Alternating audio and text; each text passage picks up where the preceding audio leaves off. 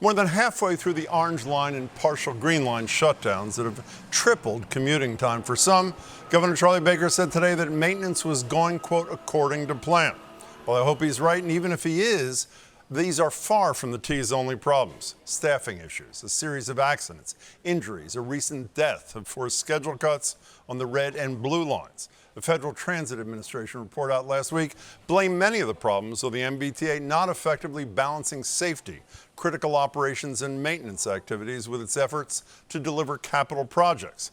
And while my next guest probably wouldn't say I told you so, or maybe he would actually, he highlighted similar issues 13 years ago in a report that warned deferred maintenance could pose a danger to life or limb of passengers and or employees.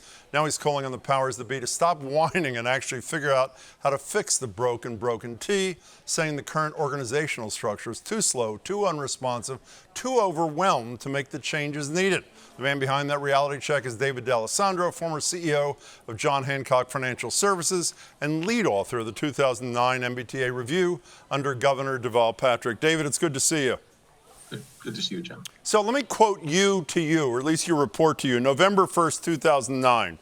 There is abundant evidence that the service and safety issues that plague the T are considerably worse than is commonly understood and are becoming critically worse. The riding public deserves to have tangible evidence that the T is improving safety and service, not deteriorating further. So is it deja vu all over again? Yeah, our report wasn't the first report that cited safety as an issue, and it has not been the last one. It's an ongoing problem with an aging system that we simply have not invested enough in.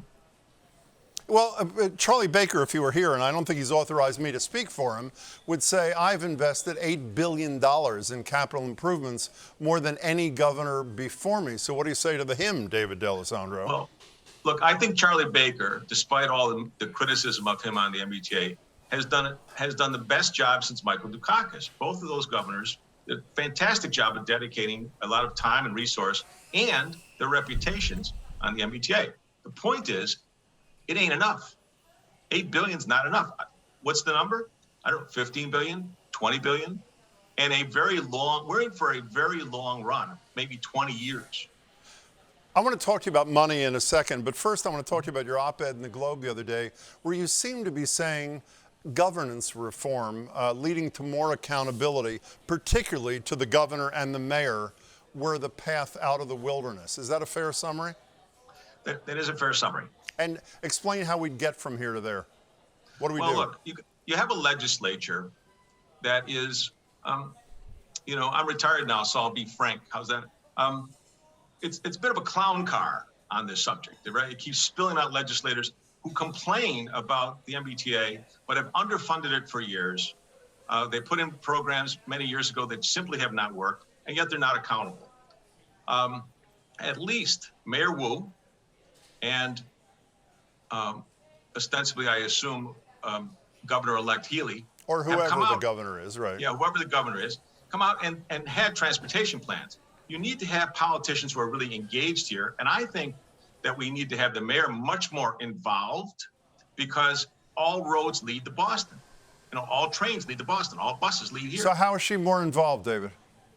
Well, she for example, let's say we have to close the Green Line for 90 days or 60 days. She controls all the surface roads. And we could perhaps have to have dedicated lanes for months and months. I'm sure you recall the Big Dig and how tough the Big Dig was for 10 years, 15 years, and how inconvenient it was. That is what we're in for. And the mayor is very important to all of that. Plus, I think the mayor is very connected to all the neighborhoods and what needs to be done to move people to jobs. And you believe that she shouldn't just get the one seat on the board that she wants, but actually potentially two. Now, is that not correct? Yes, that's correct. Okay, we have a politician willing to take responsibility. Yeah. Let's lay some responsibility on them. Well, you also think for there to be more accountability in the governor's office, the head of the T should be elevated to cabinet level position. But the reality is, if you stopped an average person on the street, I think they'd say, despite the fact that his approval ratings continue to be astronomically high, that Charlie Baker is in charge of the T. He appoints all members of the board. So what's the practical difference between what is and what you propose for governance? Well, what I think we need to do is start looking toward the private world to help us fix some of these issues, which means we need to have really highly experienced people who make a fortune on the outside working, in the government, and I think you need to have a cabinet secretary level, because that person's going to get a lot more attention from all of the other department heads as well. I think we've subjugated the T to the transportation secretary. And yes, the transportation secretary is in charge of transportation, but also in charge of the registry and lots of other things. And I think the quality of person you will get for the cabinet would be much better. You know, you mentioned business getting involved. When I'm not at the library, which is where I am tonight, I work obviously back in Brighton, and there was a company that got involved in building that, funding that commuter rail thing. Should we see major corporations like the one you used to run more financially involved in what needs to be done in the T? I mean, my view is, here's an example for the mayor and governor coming together and saying, look, for all of the major corporations in town, and for, frankly, the nonprofits like big hospitals and universities that pay virtually nothing in taxes, how about you pay for all of your employees' transportation? You know, give us passes, give all employees passes, and make a contribution that way. I think when it comes to refurbishment of the lines and all of that, I'm not sure corporations can do as much. Although I do think privatizing some of these issues will be a major accelerator to fixing the problems. When I say privatizing, using outside firms more aggressively. One of the things, I think I'm not atypical in that when I think of the problems of the T, I think about riders, average workers, average commuters, average people that, go to John Hancock. But you ran one of those companies. Let's assume you were running a company in Cleveland that was deciding whether to move to Boston or blank, some other major American city.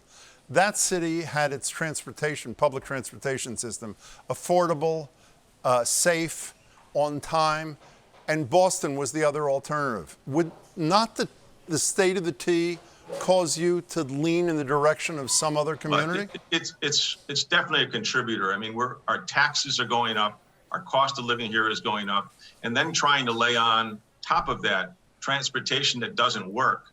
And look, there's a whole bunch of millennials that are simply going to look for cities. They want to work in cities that work, that actually they can get around easily. They want a place on their social lives. They want ways to get to to Southie more efficiently. It's all those things are contributors to why a CEO would say no to Boston. It seems to be part of the problem. Well, you lay a lot of blame, and I'm with you, with the legislature. They have the votes, the Democrats do, to override anything Charlie Baker does or doesn't want to do. The business community, I think, has been a real problem here. Jim Rooney is the head of the Chamber of Commerce, used to work at the T. The first time I ever heard him criticize Charlie Baker's performance on the T was shortly after Charlie Baker said, I'm not running for re-election. Yeah. There is too much silence, almost complicity. I'm serious. Is that not true? Tell me who the leaders are of the business community today. I know a lot of people in this town, but we do not have the quality of business leadership we had in this town that we had 15 years ago. Most of the leaders of the town are private equity people now. They join the charities, but they are not out there on political issues. They're not out there on transportation or taxes or zoning. None of it. David, you said a minute ago that, in addition to the quality of the T, when you're deciding as a CEO where to locate your business, taxes are going up. Taxes, with all due respect, are not going up in Massachusetts. Charlie Baker's been mostly a no new tax guy. He's got close to $1 billion in tax cuts before the legislature. The legislature pretty much was ready to do, even though, as you say in your op-ed in the Globe, they're more concerned about sports betting than the $4 billion economic development plan. A handful of years ago, you're quoted in the Boston Globe.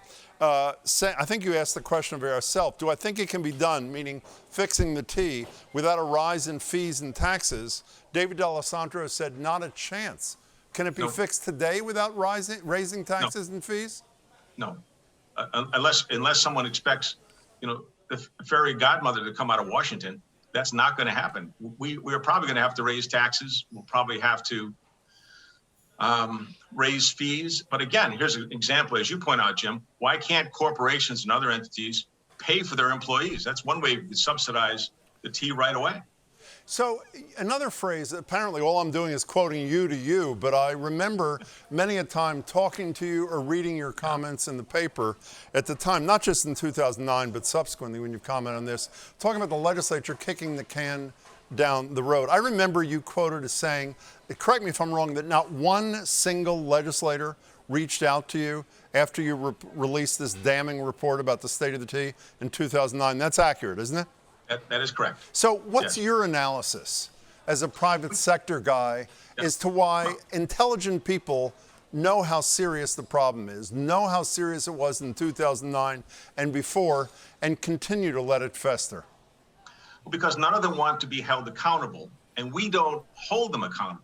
In my view, Jim, tell me the last legislator we threw out of office because they made a promise about the T that wasn't kept. So we unelected them. And because there's no percentage to go too far out front on the T, because there are no consequences. If we as citizens were to actually hold the legislature accountable, you'd see a lot more action from them. Well, but again, if I may quote the most recent statistics, I think most people think Governor Baker hasn't shied away, for the most part, saying the T stops here, figuratively at least. And he has 73% approval, while there probably aren't 3% of the riders of the T who are happy. I'm not sure. Look, I like the governor. I think he's done a great job, as I said. However, he's not running for office. If he was running for office now, the media would be savaging him, and a lot of citizens would probably be on the media's side. So he's got to pass here. Let's be realistic about that. Okay, so here's your Nostradamus moment, David D'Alessandro. Yes. It's 2022. We talked when you did your report in 2009. It's 2032. Are we going to be having the exact same conversation? I believe we will. I believe we will, because unless we hold our legislators and our politicians accountable, and that's why I'm in favor of putting the onus back on our new governor, our new mayor, and holding them accountable, as well as the speaker. And until we do that and have candidates that really will lose office because they screwed up the T, we're going to have the same problems over and over again. Well, I hope it happens sooner. I hope I see you sooner than 2032. David D'Alessandro, pleasure as always. Thanks so much. Great to see you, Jim. Be well.